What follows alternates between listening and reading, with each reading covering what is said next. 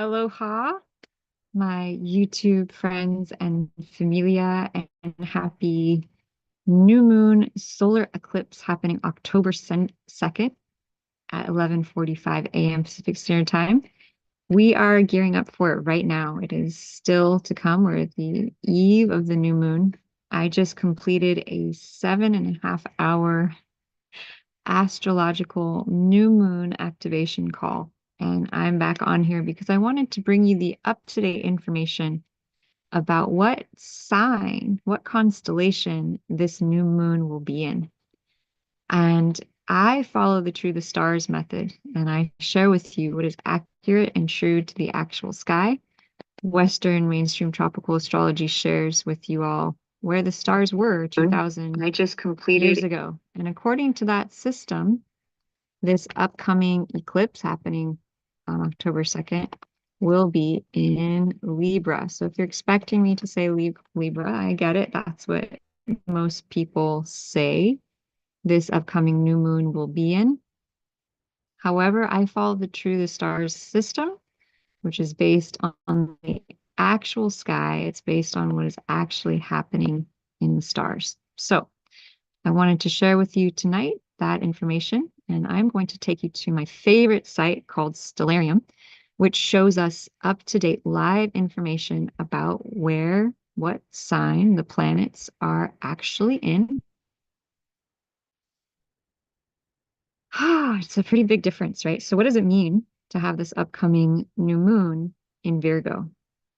Virgo is the largest sign of the constellational bodies. It takes about 49 days for the sun to move through it, and it's an earth sign. I often call it the Earth Mama, the quintessential Earth Mama vibe.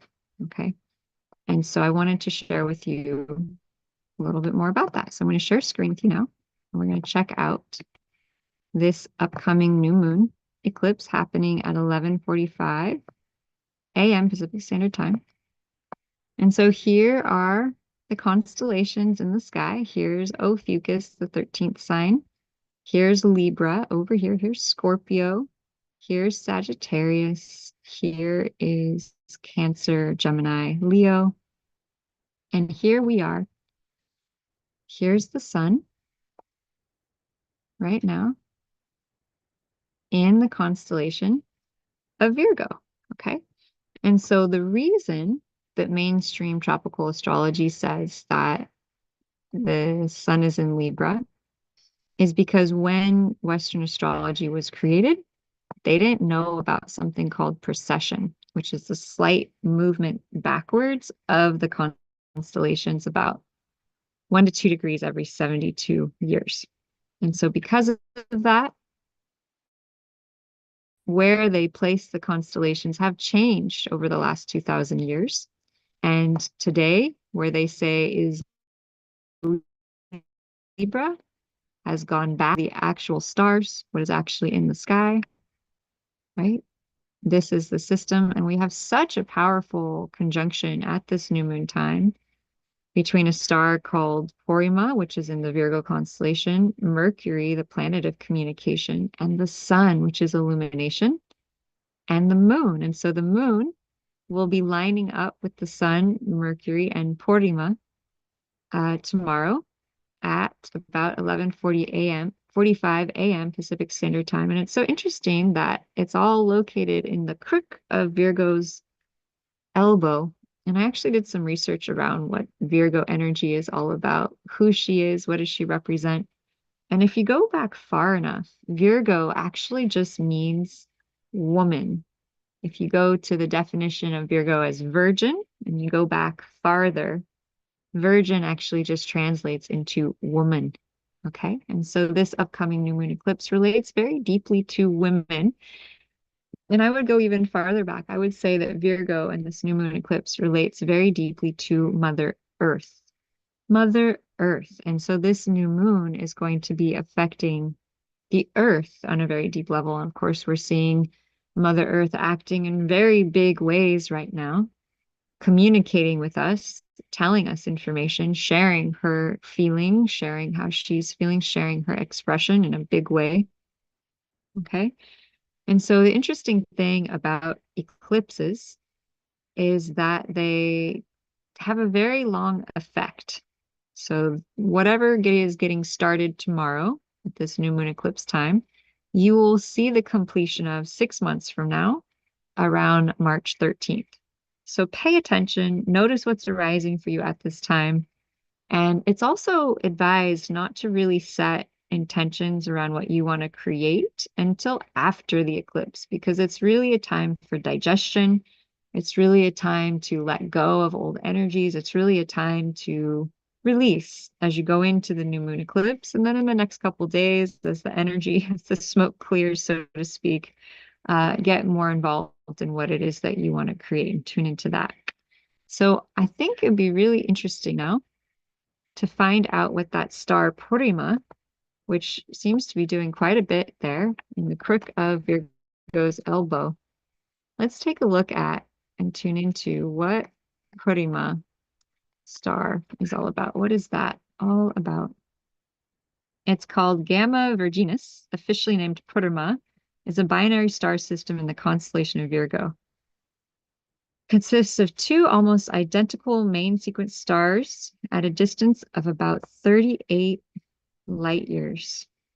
Okay, so let's see if there's any information we can follow up here.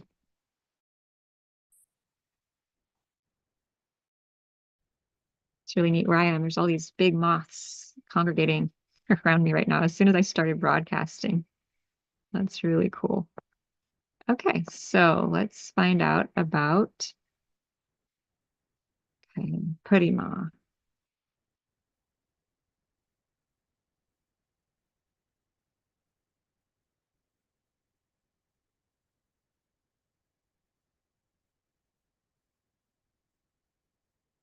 Okay. All right, here we go. Let's do this. So I'm going to share screen. I'm going to read to you about where the name Purima comes from. And if I'm a little disheveled right now, I did just lead a 7-hour call, but I wanted to get on here to give you this information. It seemed very important. And one of the things about Virgo, one of the tendencies Virgo has is to try and be perfect all the time. And I know, having a lot of Virgo in my chart, my moon is in Virgo, my rising sign is in Virgo. I'm always trying to be so perfect and refined. And one of the key lessons with having the south node of the moon, which is all about our past life point and karma in Virgo at this new moon time, is that it's all about learning how to let go of perfectionism. It's all about letting go of doing too much. It's all about letting go of overwork. Okay. So here I am showing up, and I highly recommend that other people get into that as well. Okay. So the name Purima comes from ancient Rome. In Roman religion, Purima was a goddess of the future and prophecy. She's also known as Antivorta or Prosa. They were also used for the name Gamma Virginis. Okay, so this goes back to being called the goddess of future and prophecy. Interesting. The 17th century Egyptian astronomer Al-Ashi al-Muqat called Gamma Virginis the angle of the Barker.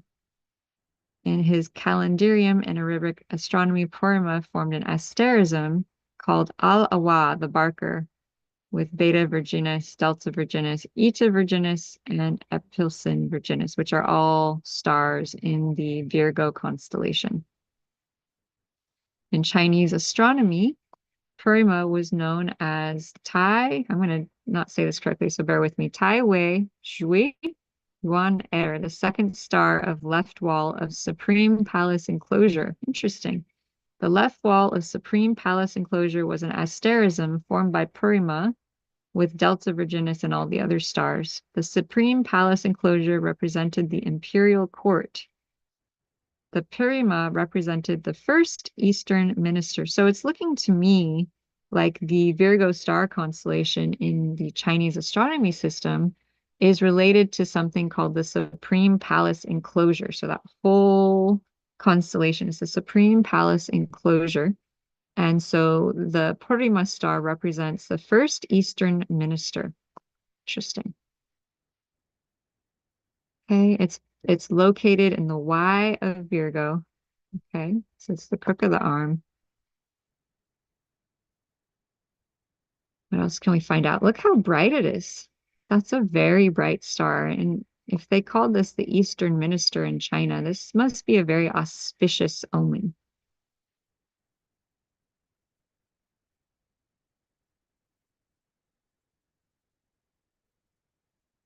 Okay, a lot of stars in this constellation. Okay, so that is a pretty nice basic update about that. I'm going to share screen again. And I'm just going to go through a little bit of the presentation I gave today in my class, which was amazing. If you want access to the replay, let me know. I can post it here. So, the new moon solar eclipse astrological activation. So, I put a picture of Isis here because I don't know if you know this or not, but Virgo as a constellation is related to the goddess Isis. Goddess Isis was known as the fertility goddess in ancient Egypt, the goddess of midwifery, delivery, the goddess of the harvest, the goddess of women and mothers and families. And so she really would bless the home. She would bless the family. She would bless the family with fortune. She would bless the family with well-being. She would bless the family with everything needed. And this looks like Virgo constellation here in the background. So that's pretty amazing, right? And so Virgo is all about that. It's all about the house, the home, the mother, nurturing and nourishment. And tomorrow at the solar eclipse, the new moon, sun and moon come together in the sign of Virgo. Okay.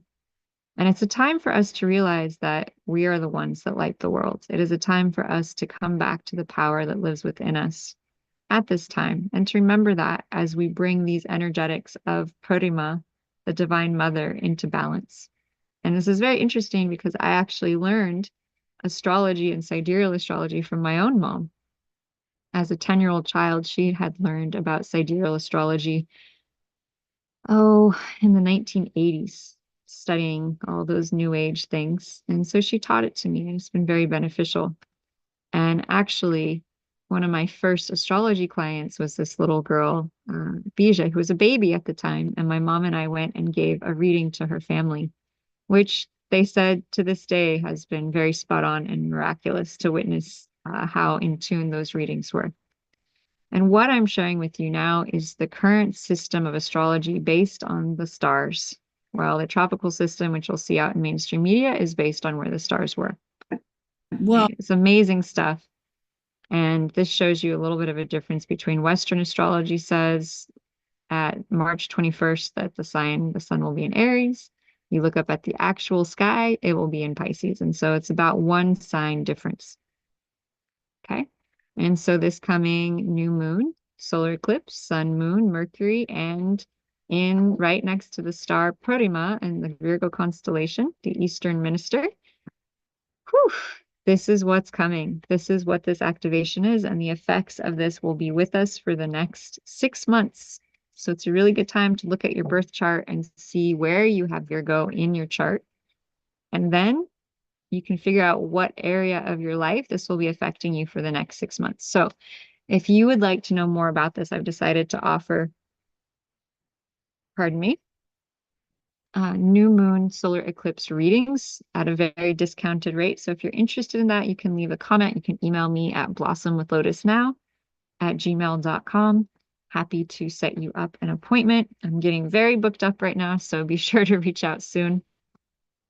And the importance of looking at a chart is that, according to Sri Yukteswar, who is the teacher of Paramahansa Yogananda, a child is born on that day and at that hour when the celestial rays are in mathematical harmony with his or her own individual karma. So, if you want to get in tune and in touch with who you are, with your map from the stars, with your karma, with where you've come from and where you're going, it's very powerful to read your birth chart. Here is the chart of the day for tomorrow, and it's quite a lineup in Virgo. We have the south node of the moon, which is about the karmic past. We have the sun, which is the soul self. We have the sun moon midpoint. We have the moon, and we have Mercury all lining up in the elbow of Virgo, all in polarity or opposition or tension. to Pisces, including the destiny point, Neptune, Chiron, and Eris, the asteroid of conflict. So lots going on here. A lot of tension. And how I summed it today was that Virgo can often relate to being a human doing. You think about mom with all her errands and things to care for and children and a million things to juggle in the world. And Pisces being about spiritual retreat, spiritual renewal, spiritual rejuvenation.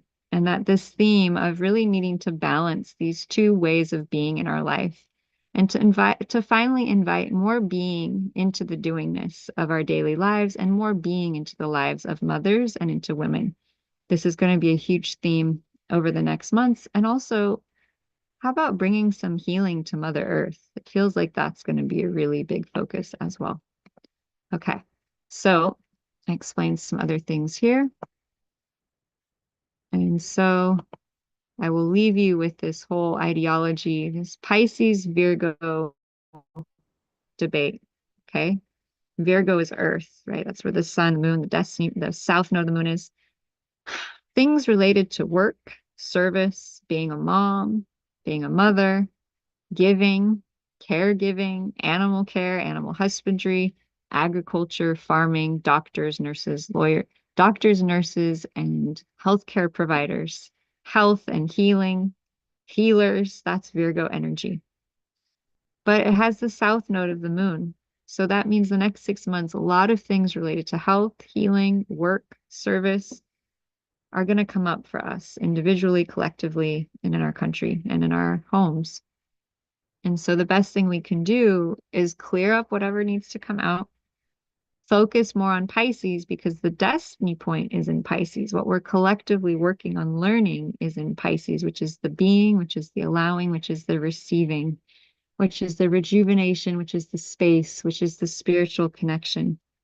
So there's going to be a lot of focus on work. There's going to be a lot of focus on giving. There's going to be a lot of focus on health and healing and the physical body and material reality.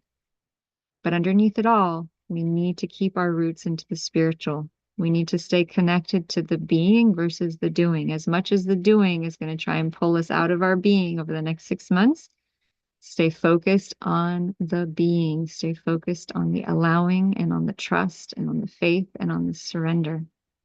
And you'll stay in tip-top awesome shape. So this is just a little quick update. I hope it was helpful. I am Lotus Dawn. This is Blossom with Lotus. Real, true the stars updates to assist you with tuning in to what is actually happening in the stars, in the sky. All right, y'all. I've been up for quite a while. I'm going to go get some rest, and I hope all of you have a great rest as well. And I wish you all the best new moon solar eclipse. Remember, take this day as a sacred ceremony, pause, reflect, calm, and in the next several days, then the new beginnings will come in. But give it some space, give it some breath, give it some ease. Sending you all so much love, so much light, wishing you the most vibrant gifts and openings and dawnings in your lives over the next 6 months.